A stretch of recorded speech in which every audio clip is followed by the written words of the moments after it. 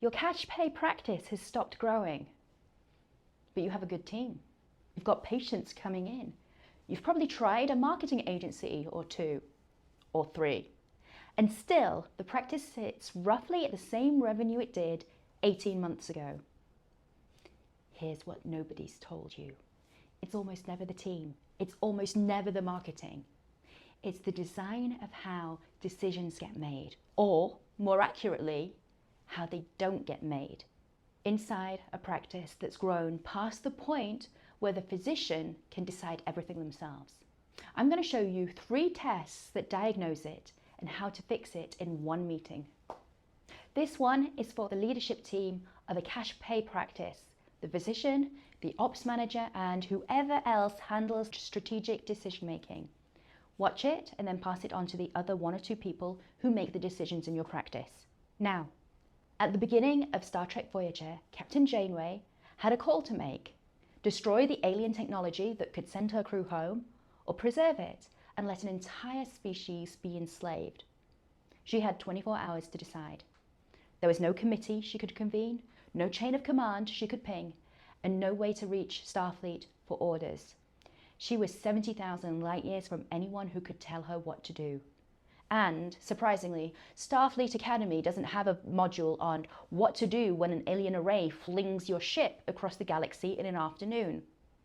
No manual, no precedent, nobody in the Federation had ever run this scenario. She had to adapt in real time to a situation the training program hadn't been designed to prepare her for. Now, in the end, she acted, she destroyed the array, and she stranded her crew. And she never apologized for it. The ops manager of a cash pay practice is having a slightly less dramatic version of that same decision every week. They're waiting for permission from the owner, the physician, and permission that they never told them that they didn't need. They're essentially doing the best they can to navigate what I call the permission trap. Let me show you what I mean. The permission trap isn't about a lack of authority, and it's all about a lack of clarity around where the authority actually sits.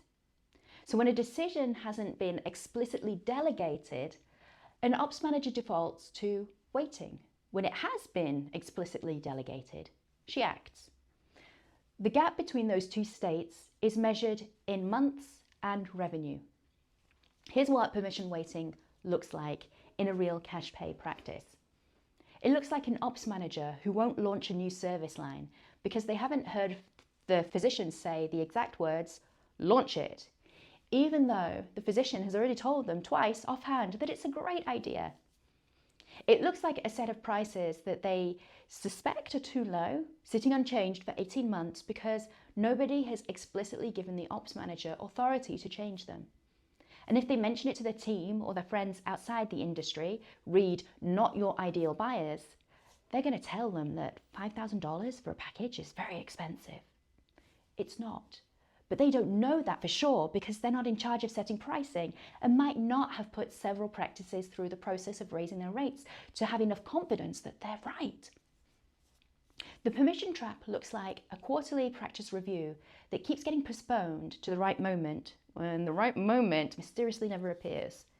It looks like a legal review that came back 3 months ago and is sitting untouched still in someone's inbox because nobody said, act on it. And I'll name my own version of this. It looks like a phone call the ops manager had scheduled with me that then quietly cancels it because they weren't sure whether the physician actually wanted them to be having conversations with an outside nerd about their numbers.